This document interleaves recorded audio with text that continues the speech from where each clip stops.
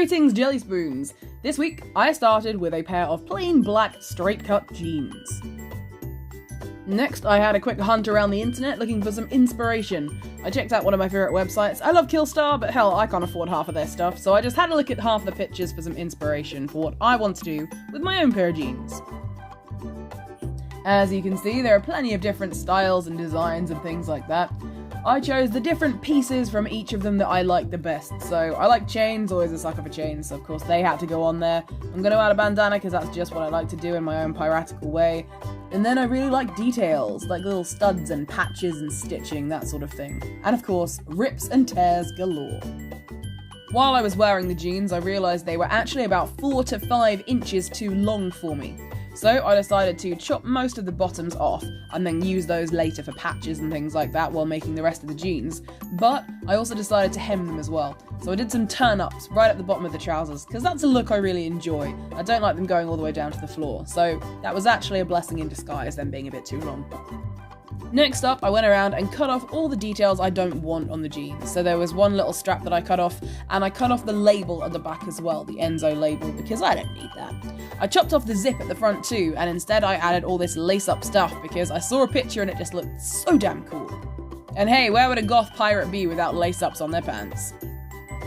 And now we come to my favourite bit of making distressed jeans. Grab yourselves a lemon zester and a little pair of scissors. Chop and hack away wherever you would like the slices and tears and rips to be on the jeans, and then grab your lemon zester and go absolutely ham. Depending on how ragged you want your jeans to look, you can keep going for a long time or just a little while with the lemon zester. Personally, I keep going until my jeans look like I've been wearing them at sea for about 17 months, but you can do it as little or as much as you would like. Next up, I grabbed some old jeans fabric I had lying around. I also used some patches off the bottom of these jeans too, and I stitched them roughly on as patches. And when in doubt, of course, just grab the lemon zester again and go at it. The dog was, of course, helping me out here. There he is. Looking cute. Yes. The cutest of all canines, and the most loyal hound, and the most loyal assistant while I'm doing this. One day I might make him his own little distressed denim jacket. We will see. I found some old zips from a pair of leggings and I stitched those on as well. Then I got to patching up the back of the jeans. I like to do the back as well because even though I can't see it, other people get the full aesthetic while you're walking around. And hey, patches are just... well, yep, that's more of the pirate in me coming out, I guess. So back patches were a must. If you want to use a sewing machine, and unlike me, you have the ability to use one, but more importantly, one that works, feel free to do that. You can use them to take in your jeans, etc., add the patches if you want to. I decided to go for the really, really rough and ready look, so I deliberately used really rough stitches. I doubled up each stitch as well, so it looked like really big thread, and I just, went all the way around and did the patches like that. I used some sort of crisscross stitches and some just higgledy-piggledy stitching. It ended up looking quite cool to me. It didn't look neat, that's what I didn't want to do. But of course, you can do your jeans however you'd like to. But my jeans, I didn't want them to look particularly perfect. That is my excuse and I am sticking to it. They are not supposed to look perfect. This was intentional all along. Honest. Because I was using the same exact jean fabric from the bottom of these pants to make the patches on the back, I decided to turn the fabric inside out before I did it. Now you can patch yours however you'd like to. If you don't mind that they look exactly the same colour, that's fine, that's up to you.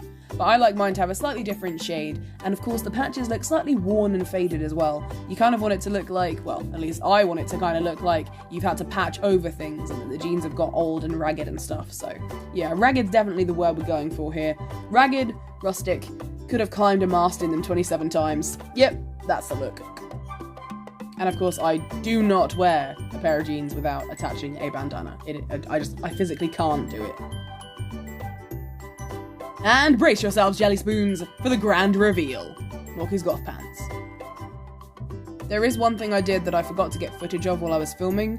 When I was sewing in the bit down the front, so the lace up front, I added an extra bit of fabric around the back of that, so that your underwear won't show through, basically, because even though I'm wearing very cool Hogwarts boxers, I don't really necessarily want the entire world to be able to see them. So if you're going to do what I did and sew in any sort of lace up details, just add in a flap around the back of that as well to make it safe.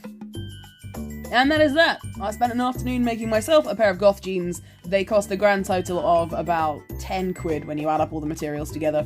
Thank you for watching my wonderful Jellyspoons. I'll be back next week with some Monday chaos, probably Halloween related. Stay safe, have a wonderful week, and if you decide to make yourself a goth wardrobe, please post pictures and tag me, I would love to see them. Goodbye, Jellyspoons. Goodbye.